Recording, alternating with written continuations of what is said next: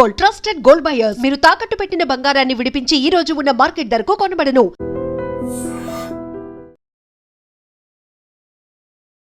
నమస్తే, welcome to I dream weekend update with కవిత.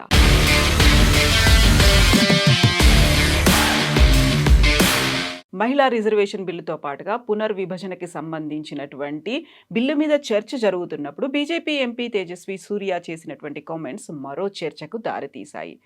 దేశ విభజనలో ప్రధానంగా పాకిస్తాన్ విభజించినప్పుడు బ్రిటిష్ వాళ్ళు చేసిన దానికంటే దారుణంగా తెలంగాణ విభజన, ఉమ్మడి ఏపీ విభజన జరిగింది అంటూ ఆయన చేసినటువంటి వ్యాఖ్యలు ఇప్పుడు దుమారం రేపుతున్నాయి. ఎందుకని తేజస్వి సూర్య అలా మాట్లాడాల్సి వచ్చింది? 12 ఏళ్లైనా తెలంగాణ విభజన గురించే ఎందుకని మాట్లాడుతున్నారు? మనతో పాటుగా ఉన్నారు మన తెలంగాణ ఎడిటర్ దేవులపల్లి అమర్ గారు. సార్ నమస్తే.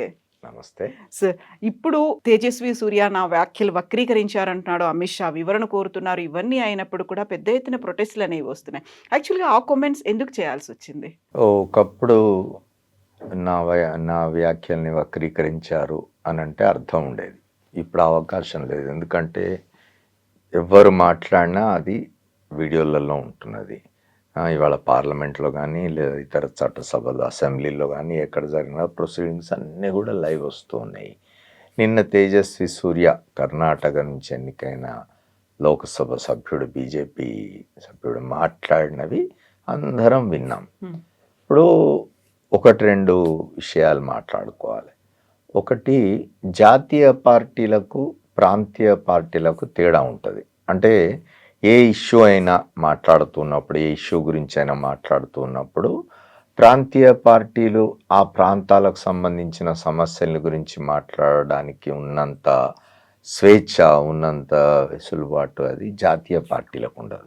ఎందుకంటే జాతీయ పార్టీలు ఇప్పుడు మన ఆంధ్ర తెలంగాణని తీసుకుందాం. ఆంధ్రాను సపోర్ట్ చేస్తూ రాష్ట్రాన్ని విభజించొద్దు అన్నా కష్టమే, లేదు రాష్ట్రాన్ని విభజించి తెలంగాణ ఇవ్వాలి అన్న కష్టమే జాతీయ పార్టీలకు. అట్లాంటి జాతీయ పార్టీలు రెండు, కాంగ్రెస్, భారతీయ జనతా పార్టీ రెండు కూడా ఆంధ్రప్రదేశ్ రాష్ట్ర విభజనకు అనుకూలంగా నిలబడ్డాయి. నిజానికి భారతీయ జనతా పార్టీ అసలు తెలంగాణ మలిస్ దశ ఉద్యమం పుట్టడానికంటే చాలా ముందే 1 ఓటు 2 రాష్ట్రాలు అని కాకినాడలో తీర్మానం చేసింది. అప్పటి ఉమ్మడి ఆంధ్రప్రదేశ్ భారతీయ జనతా పార్టీ శాఖ నిర్ణయం తీసుకున్నది, మనం 1 ఓటు 2 రాష్ట్రాలుగా పోదాం ముందుకి, ఆంధ్రప్రదేశ్లో 2 రాష్ట్రాలుగా విడిపోవాల్సిందే ఆంధ్రప్రదేశ్, తెలంగాణ ప్రజలు కోరుకుంటున్నారు బలంగా రాష్ట్రం కావాలని అనే నిర్ణయానికి వచ్చిన భారతీయ జనతా పార్టీ తర్వాత కాలంలో తాను అధికారంలో ఉండగా కాంగ్రెస్సే ఇచ్చింది రాష్ట్రాన్ని, తెలంగాణ రాష్ట్రం ఇచ్చింది. రాష్ట్రాన్ని విడగొట్టిన కారణంగా నిజానికి ప్రాంతీయపరమైన సెంటిమెంట్లను కూడా పక్కన పెట్టి ఒక నిర్ణయం తీసుకున్న కారణంగా 3 ఎన్నికల్లో ఆంధ్రప్రదేశ్లో మనం కాంగ్రెస్ పార్టీ పరిస్థితి చూసినాం, పూర్తిగా అడుగంటిపోయిన పరిస్థితి చూసినాం. అయినా కూడా తెలంగాణ ఇవ్వాలని నిర్ణయించుకొని ఇచ్చింది. ఇదంతా ఎందుకు చెప్తున్నా అంటే, ఇంత జరిగిన తర్వాత ఇవాళ నిజానికి ఒక 2 ఇష్యూస్ మీద పార్లమెంట్లో చర్చ జరుగుతున్నది. ఒకటి మహిళలకు రిజర్వేషన్లకు సంబంధించినది, రెండవది నియోజకవర్గాల మార్పులు కానీ పెంపు కానీ వీటికి సంబంధించినవి. అసలు ఈ 2 ఇష్యూస్ని కలిపి తీసుకురావడంలోనే భారతీయ జనతా పార్టీ ఆలోచన ఏమిటో అర్థం అవుతున్నది మనకు. దానిగా చూడాలి. మహిళల రిజర్వేషన్కి సంబంధించి నువ్వు ఖచ్చితంగా చాలా కాలంగా ఈ డిమాండ్ ఉన్నది. 33% అన్ని చట్టసభల్లో, పార్లమెంట్తో సహా అన్ని చట్టసభల్లో మహిళలకు ఇవ్వాలనే డిమాండ్ ఉంది. ఆ డిమాండ్ అంగీకరించడానికి వాళ్ళ ఎన్డీఏ ప్రభుత్వం సిద్ధంగా ఉన్నది, హర్షిద్దాం. దానిగా డిస్కస్ చేసి డిలిమిటేషన్ సంబంధించి వేరుగా మాట్లాడుకుంటే బాగుండేది. అట్లా కాకుండా వీటన్నిటినీ కలగప్పలుగా చేసినారు. ఈ రెండింటిని కలిపి చర్చిస్తున్న సమయంలో కర్ణాటక భారతీయ జనతా పార్టీకి సంబంధించిన ఎంపీకి తెలంగాణ ఆంధ్ర అంశం ఎందుకు తీసుకురావాలి, ఏం అవసరం వచ్చింది? అది పార్టీ విధానం కూడా కాదు. పార్టీ విధానం అదే అయ్యుంటే 2014లో రాష్ట్రాన్ని ఇచ్చే ముందు లోక్సభలో, రాజ్యసభలో చర్చ జరిగి దాన్ని ఆమోదించినప్పుడు, సరే లోక్సభలో దాన్ని ఆమోదించిన తీరు పట్ల కొంతమందికి అభ్యంతరాలు ఉన్నవి. అయితే ఆ అభ్యంతరాలు ఇప్పుడు మాట్లాడుకొని ప్రయోజనం లేదు, ఆనాడు మాట్లాడవలసినవి. లోకసభలో కానీ రాజ్యసభలో కానీ ఆనాడు యూపీఏ అంటే కాంగ్రెస్ నాయకత్వంలోని యూపీఏ తీసుకున్న నిర్ణయాన్ని బీజేపీ నాయకత్వంలోని ఎన్డీఏ పక్షాలన్నీ అంగీకరించినవి కదా, ఆమోదించినవి కదా, అనుకూలంగా ఓటేసినవి కదా. అనుకూలంగా ఓటేయడమే కాకుండా విడిపోయిన తర్వాత విభాజిత ఆంధ్రప్రదేశ్కు జరుగుతున్న నష్టం కారణంగా ఇవి ఇవ్వండి అని, ప్రత్యేక హోదా కల్పించండి అని అడిగినారు కదా. ఇన్ని చేసిన భారతీయ జనతా పార్టీకి సంబంధించిన ఆ మాట నేను వాడడం బాగుండదేమో, లోకసభ సభ్యుడిని ఉద్దేశించి ఆ మాట అనడం బాగుండేమో, కానీ అది అభ్యంతరకరమైన భాష ఏం కాదు, అన్పార్లమెంటరీ ఏం కాదు. ఒక యువ ఎంపీ అందాం, అతనికి ఏమి తెలుసు అసలు తెలంగాణ ఆంధ్ర రెండు కలిసి ఆంధ్రప్రదేశ్గా ఏర్పడిన 50ల నాటి పరిస్థితి కానీ, అంతకుముందు పరిస్థితి కానీ, ఆ తర్వాత ఈ మొత్తం 56 నుంచి ఇప్పటివరకు కూడా ఇన్ని దశాబ్దాల పాటు జరుగుతూ వచ్చిన ఉద్యమాలు కానీ, ఆ ఉద్యమాల్లో పాల్గొని త్యాగాలు చేసిన వాళ్ళ జీవితాలు కానీ, చనిపోయిన వాళ్ళ గురించి కానీ ఏమీ తెలియకుండా మాట్లాడడం అనేది లోక్సభలో వాచాలత్వం. అది మరి అది పార్టీ వాళ్ళు మాట్లాడించినారా లేదా ఆయనంతటా ఆయన మాట్లాడినాడా తెలియదు, కానీ ఒక రాష్ట్ర విభజనను దేశ విభజనతో పోల్చి మాట్లాడడం, ఇండియా పాకిస్తాన్ను బ్రిటిష్ వాళ్ళు, నిజానికి అది కూడా అభ్యంతరకరమే. బ్రిటిష్ వాళ్ళు ఇండియా పాకిస్తాన్ను విడదీసినది అంటే బ్రిటిష్ వాళ్ళు ఏమి ఇండియా పాకిస్తాన్ కలిసే ఉంటాం, మేము అంతా ఒకే దేశంగా ఉంటామంటే బలవంతంగా ఏం విడగొట్టలేదు. దాని వెనకాల చాలా చరిత్ర ఉన్నది. పాకిస్తాన్ మన దేశం నుంచి వెళ్ళిపోవడానికి, వేరే దేశంగా ఉండాలని పాకిస్తాన్ కోరుకోవడానికి, పాకిస్తాన్లోని మొత్తం ప్రజలందరూ అక్కడి ముస్లిం జనాభా అంతా కోరుకున్నదని కూడా అనను నేను. బట్ డెఫినెట్గా ఇట్లాంటి విషయాల్లో రాజకీయ నిర్ణయాలు జరుగుతాయి. ఆ రాజకీయ నిర్ణయాల్లో భాగంగా పాకిస్తాన్ విడిపోవాలనుకున్నది, వెళ్ళింది. ఇండియా దాన్ని అంటే ఇండియాలో కొంతమంది పాకిస్తాన్ విడిపోవడాన్ని సమర్థించకపోయి కూడా ఉండొచ్చు, రెండు కలిసే ఉండాలని కూడా కోరుకుండొచ్చు, కానీ అది జరగాల్సింది జరిగింది. జరిగిన తర్వాత దాని పరిణామాలు కూడా మనం అటుగాని ఇటుగాని పాకిస్తాన్ ప్రజలు కానీ భారతదేశ ప్రజలు కానీ దాని విపరిణామాల్ని చవి చూసినాం మనం. వేల సంఖ్యలో అటు ఇటు మరణాలు చూసినాం మనం. ఆ విద్వేషాలు, అప్పుడు పుట్టిన విద్వేషాలు ఈనాటికి ఏదో విధంగా ఏదో రూపంలో కొనసాగుతూ ఎంత జన నష్టం చేస్తున్నాయో మనం చూస్తూ ఉన్నాం, ఎంత విధ్వంసాన్ని ప్రేరేపిస్తున్నాయో మనం చూస్తున్నాం, ఎంత దమనకాండ జరుగుతున్నదో మనం చూస్తున్నాం. ఇన్ని జరుగుతున్న చోట మీరు ఇండియా పాకిస్తాన్ విభజనను, ఆంధ్రప్రదేశ్ తెలంగాణ విభజనను పోలిక పెట్టి మాట్లాడితే అతని గురించి ఏమనుకోవాలి సమాజం? ఒకటి అది తేజస్వి సూర్య గురించి. తేజస్వి సూర్య ఆ మాటలు మాట్లాడుతున్నప్పుడు సభలో ఉన్న వాళ్ళు లేచి దాన్ని అభ్యంతర పెట్టాలి. అట్లాంటిది ఏం జరగలే. తర్వాత ఏదో కంటి తుడుపు చర్యగా ప్రకటనలు చేయడం కాదు, అది కాంగ్రెస్ వాళ్ళైనా లేకపోతే ఇవాళ కిషన్ రెడ్డి గారు ఏదో ప్రెస్ కాన్ఫరెన్స్ మాట్లాడినారు ఢిల్లీలో అని వింటున్నా నేను. ఆయన ఇదే మాట అన్నమాట, తేజస్వి సూర్య మాటల్ని వక్రీకరించినారు, ఆయన విచారం వ్యక్తం చేసినాడు. ఎవడికోవాలి విచారం? తేజస్వి సూర్యది నీ మనసులో ఉన్న మాట బయటకు వచ్చింది. నీకు ఆంధ్ర తెలంగాణ విడిపోవడం నీకు ఇష్టం లేదన్న విషయం బయటకు వచ్చింది.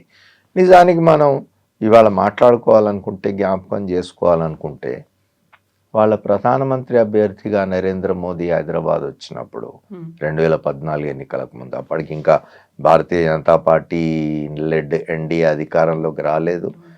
ప్రధానమంత్రిగా నరేంద్ర మోదీ ప్రధానమంత్రి కాలేదు. ప్రధానమంత్రి అభ్యర్థిగా ప్రొజెక్ట్ అవుతున్న టైంలో ఎన్నికల ప్రచారానికి హైదరాబాద్ వచ్చి ఇదే మన లాల్ బహదూర్ స్టేడియంలో ఆయన ఏమన్నారు? తల్లిని చంపి బిడ్డను బతికించారు అన్నారు. అప్పటికే మీకు అభ్యంతరాలున్నవి విభజన పట్ల. మీ ఏదన్నా ఉంటే భారతీయ జనతా పార్టీ మా ముందు తరం నాయకత్వం విధానం ఇది, మేము దానికి వ్యతిరేకం అని ఓపెన్గా చెప్పుకోవాలి. మా ముందు తరం వాజ్పేయి కానీ, అద్వానీ కానీ, మా పార్టీ కానీ, లేదా మా పార్టీకి దిశానిర్దేశం చేస్తున్న ఆర్ఎస్ఎస్ కానీ చిన్న రాష్ట్రాలకు అనుకూలం, విభజనను అంగీకరించినారు. ఎందుకంటే వాజ్పేయి గారే ప్రధానమంత్రిగా ఉండగా 3 రాష్ట్రాలు ఇచ్చినారు. ఉత్తరాఖండ్, జార్ఖండ్, ఛత్తీస్గఢ్ 3 రాష్ట్రాలు ఇచ్చినారు. మేమే ఇవ్వాల్సిన తెలంగాణ కూడా అనుకోకుండా అది యూపీఏ అకౌంట్లోకి వెళ్ళింది. ఇవన్నీ చెప్పుకొని మా విధానం మారింది. మాకంటే ముందున్న తరం బీజేపీ నాయకత్వం యొక్క విధానం అది. మా విధానం చిన్న రాష్ట్రాలకు వ్యతిరేకం, మేము తెలంగాణ ఆంధ్ర విడిపోవడాన్ని మేము వ్యతిరేకం అని మాట్లాడితే బాగుంటుంది. ఆ మాట అనకుండా ఇట్లాంటి వాళ్ళతో మాట్లాడిస్తూ ఉంటే, దీన్ని ఇట్లాంటి పోలికలు తీసుకొస్తూ ఉంటే తెలంగాణ ప్రజలకు ఎట్లా ఉంటుంది, వాళ్ళ మనోభావాలు ఎట్లా ఉంటుంది, వాళ్ళు ఎట్లా తీసుకుంటారు దీన్ని. రేపు ఎన్నికల్లో మళ్ళీ 2-3 సంవత్సరాల్లో లోక్సభ ఎన్నికలు వస్తాయి, శాసనసభ ఎన్నికలు వస్తాయి. తెలంగాణలో హార్ష్గా మాట్లాడకూడదు కానీ సౌమ్యంగానే చెప్పుకుందాం. భారతీయ జనతా పార్టీకి సంబంధించిన వాళ్ళు తెలంగాణలో ప్రజల దగ్గరికి వెళ్ళి ఓట్లు ఎలా అడుగుతారు, మామూలుగానే సౌమ్యమైన భాషలోనే అడుగుదాం, మనం హార్ష్గా వద్దు. ఏమని అడుగుతారు పోయి, మా విధానం ఇది, మా పార్లమెంట్ సభ్యుడు దీన్ని ఇండియా పాకిస్తాన్ విభజనతో పోల్చినాడు, బాగుంది, చాలా బేష్, అయినా మా కోట్లేండి అని అడుగుతారా? రేపు నిజానికి వచ్చే ఎన్నికల్లో లోక్సభలో 2024 లోక్సభ ఎన్నికల్లో పరిస్థితులు భిన్నంగా ఉండి 8 స్థానాలు వచ్చినవి లోక్సభలో కాంగ్రెస్తో సమానంగా. బీఆర్ఎస్ అకౌంట్ తెరవలేదు. రేపు ఎన్నికల్లో ఇదే పరిస్థితి ఉంటుందని నాకు లేదు. బీజేపీ రేపు వచ్చే లోక్సభ ఎన్నికల్లో అయినా శాసనసభ ఎన్నికల్లో అయినా విడివిడిగా వచ్చినా కలిసి వచ్చినా ఎట్లా వచ్చినా ఒంటరిగా పోతే ఈ మాత్రం ఇది కూడా ఉంటుందని నేను అనుకోవడం లేదు. ఖచ్చితంగా వాళ్ళు ఇంకొక పార్టీతో, కాంగ్రెస్ తోటి అయితే పొత్తు పెట్టుకోలేరు. వాళ్ళు ఏమంటారు, గర్భశత్రువులు. తప్పనిసరిగా ఉన్న ప్రాంతీయ పార్టీతో, మనం ఇతర రాష్ట్రాల్లో వాళ్ళ ఎన్నికల సమయాల్లో వాళ్ళు చేస్తున్నవన్నీ చూస్తున్నప్పుడు, చూస్తున్న వ్యూహాలు ఎత్తుగడలు చూస్తున్నప్పుడు వాళ్ళు తప్పనిసరిగా తెలంగాణలో ప్రాంతీయ పార్టీతో పెట్టుకోవాలి. ఆ ప్రాంతీయ పార్టీ బలంగా ఉండే ప్రాంతీయ పార్టీ భారత రాష్ట్ర సమితి. భారత రాష్ట్ర సమితితో పొత్తు పెట్టుకోవాలన్నా కూడా, పొత్తు పెట్టుకొని జనం దగ్గరికి పోయినా కూడా అడుగుతారు కదా తప్పనిసరిగా. నా అలాంటి వాడిని నా ఇంటికే వచ్చారనుకోండి, నేను తెలంగాణ వాడిని, నా ఇంటికి వచ్చి అడిగారనుకోండి ఓటేయమని, నేను అడుగుతాను కదా, ముందు తేజస్వి యాదవ్ను తీసుకొచ్చి ఇక్కడ తెలంగాణలో అందరి ముందు క్షమాపణలు చెప్పించండి, పొరపాటు అయిందని చెప్పించండి ఆయనతో, అప్పుడు మీ గురించి ఆలోచిద్దామని అంటాం కదా. ఎవరైనా అంటారు అన్నమాట. తెలంగాణ ప్రజలు ఎట్లా తీసుకుంటారు దీన్ని? ఖచ్చితంగా అది స్లిప్ ఆఫ్ టంగా, ఉద్దేశపూర్వకంగా జరిగిందా లేదా పార్టీ చెప్పించిందా ఆయనతో తెలియదు కానీ ఒక పెద్ద political blunder Bharatiya Janata party ఈ సమయంలో చేసింది. దానివల్ల తప్పనిసరిగా తెలంగాణలో అయితే నష్టం జరుగుతుంది.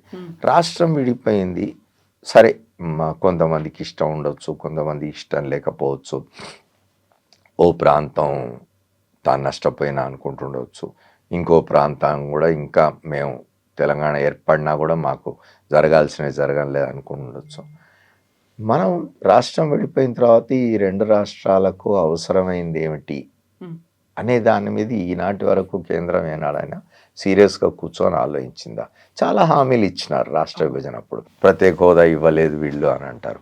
ప్రత్యేక హోదా ఇవ్వాల్సిన సమయం వచ్చినప్పటి నుంచి ఇప్పటి వరకు గత 11-12 సంవత్సరాలుగా భారతీయ జనతా పార్టీ అధికారంలో ఉన్నది. పరిణతి చెందిన రాజకీయ పార్టీ, జాతీయ పార్టీ. ఇప్పటి నిజానికి సౌత్ నార్త్ అనే డివైడ్ చాలా పెద్ద ఎత్తున చర్చలోకి వచ్చింది. సౌత్ను నెగ్లెక్ట్ చేస్తున్నారు, సౌత్ను చిన్న చూపు చూస్తున్నారు. వీళ్ళంతా నార్త్లో సీట్లు పెంచుకొని సౌత్కు అన్యాయం చేయాలని ప్రయత్నిస్తున్నారు. ఓ పక్క డిఎంకే స్టాలిన్ చెప్తూ ఉన్నాడు, మళ్ళీ మీరు వెనకటి డిఎంకేని చూస్తారంటున్నారు. అంటే ద్రవిడ ఉద్యమం నాటి డిఎంకేని చూస్తామని చెప్తూ ఉన్నాడు. ఇక్కడ తెలంగాణలో అశాంతి ఉన్నది ఈ సీట్ల విషయంలో. ఇన్ని పెట్టుకొని మీరు ఇవాళ విభజన సంబంధించిన సమస్యను మళ్ళీ మీ ఎంపీ ద్వారా ఇటువంటి అభ్యంతరకరమైన ప్రొవకేటివ్ అంటాం, అంటే రెచ్చగొట్టేటువంటి ఒక ప్రకటన లేదా ఒక కామెంట్, ఒక వ్యాఖ్య చేయించడం అనేది తర్వాత మీరు ఎన్నని చెప్పొచ్చు, దాన్ని వక్రీకరించినారు అనొచ్చు, లేకపోతే మేము ఆ మాట అననే లేదని కూడా అనొచ్చు రేపు. ఎందుకంటే ఇవాళ ఆర్టిఫిషియల్ ఇంటెలిజెన్స్ వచ్చింది, మేము మాట్లాడింది కూడా మాట్లాడినాం, కానీ అది లైవ్, దాన్ని ఎవడేం చేయలేడు, ఆర్టిఫిషియల్ ఇంటెలిజెన్స్ కూడా ఏం చేయలేడు. ఈ మేరకు చివరిగా మనం చెప్పుకోవాల్సింది ఏంటంటే, తెలంగాణలో రేపు భారతీయ జనతా పార్టీకి తిరగడం, పోయి ఓట్లు అడగడం అనేది కష్టమే అవుతుంది. నాకు తెలంగాణ ఏర్పాటులో అమరులు ఎవరైతే ఆత్మ బలిదానాలు చేసుకున్నారో వాళ్ళందరినీ నేను గౌరవిస్తాను, వాళ్ళకి నివాళులు అర్పిస్తాను. కాకపోతే ఏర్పాటు అనేది మేం చేసినట్టుగా, గతంలో ఎన్డీఏ గవర్నమెంట్ చేసినట్టుగా యూపీఏ ప్రభుత్వం చెయ్యలేదు. దాని గురించే నేను ప్రస్తావించబోయాను. బట్ మీరు దాన్ని తీసుకోవడం ఒక అదర్ వే తీసుకున్నారు, వక్రీకరించారు అన్నమాట తేజస్వి సూర్య అంటున్నారు. అదే మాటను కూడా మళ్ళీ బీజేపీ లీడర్స్ చెప్తున్నారు కదా, కేంద్ర మంత్రుల దగ్గర. తేజస్వి సూర్య అదేం ఉద్దేశం అయితే ఆయనది, ఆయన అభిప్రాయం అదే అయితే అవే మాటలు మాట్లాడి ఉండేవాడు ఆయన.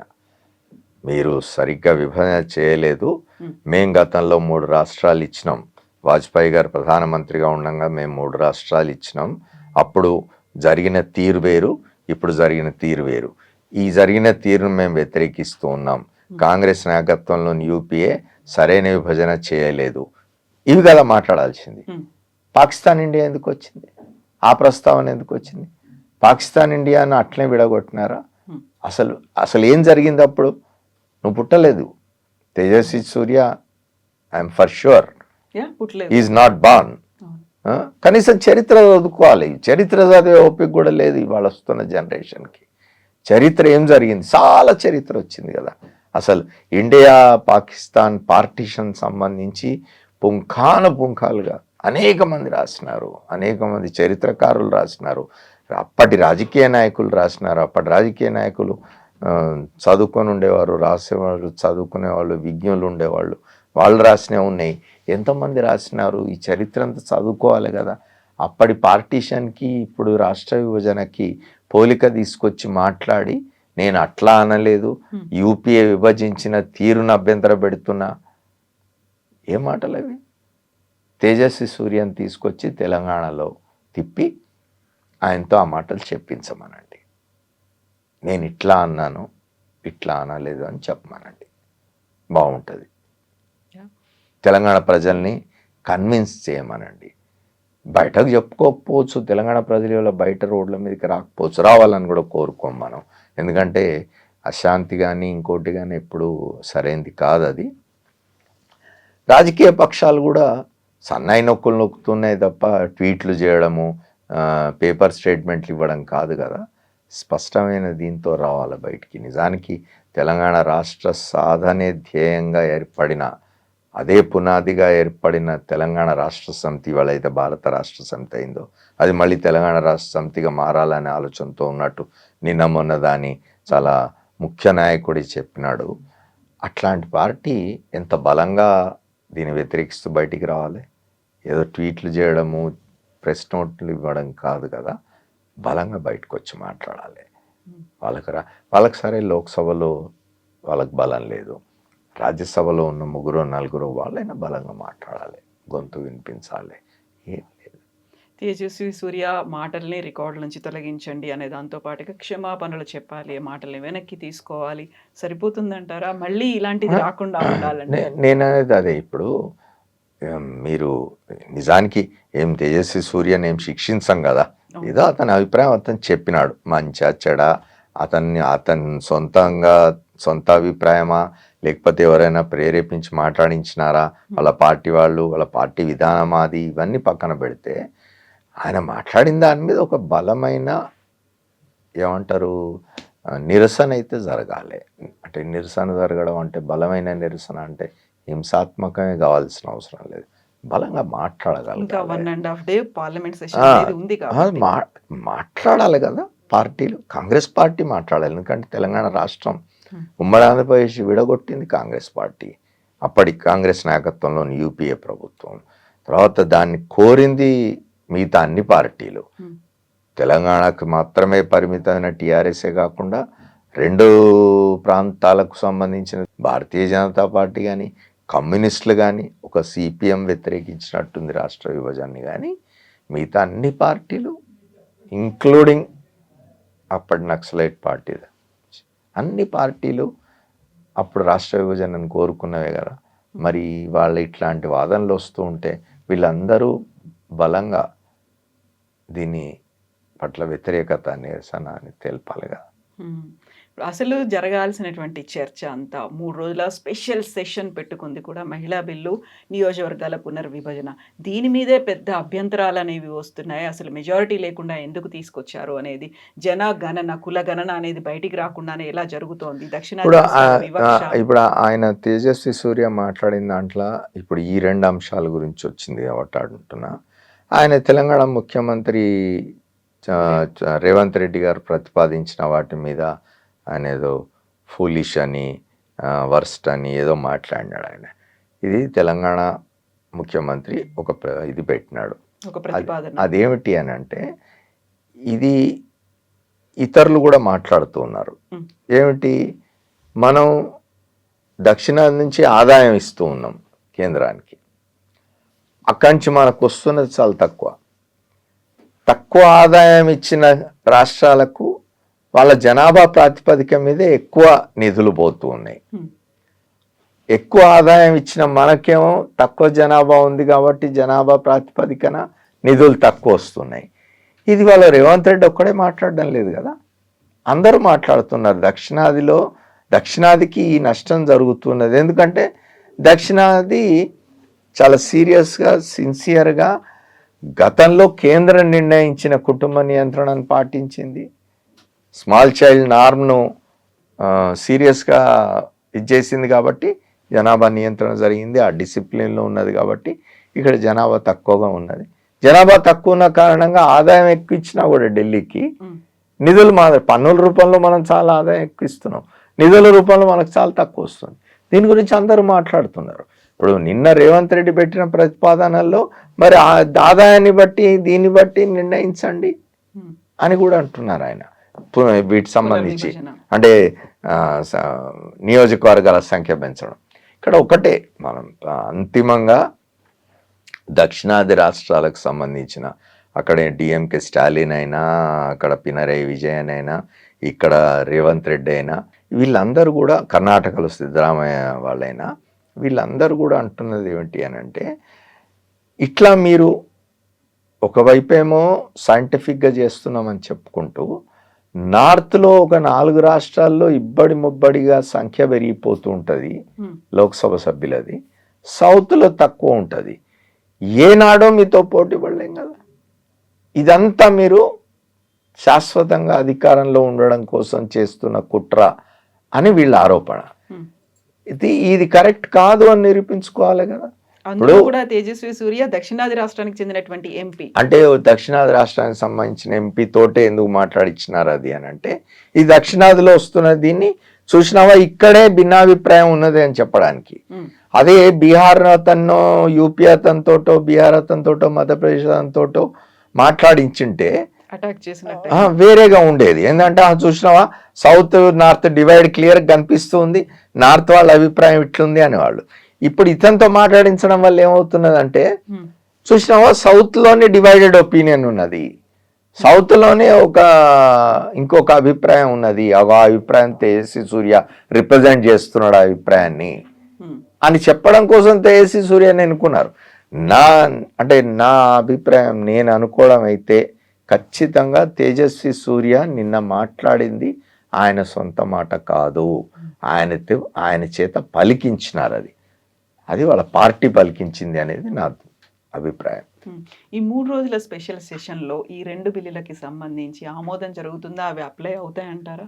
ఇప్పుడు అది చూడాలి. మరి ఇప్పుడు నిజానికి బీజేపీ లెడ్ ఎన్డీఏకి మెజారిటీ లేదు, మరి ఇంకో 60 తక్కువ ఉన్నట్టుగా ఉన్నాయి.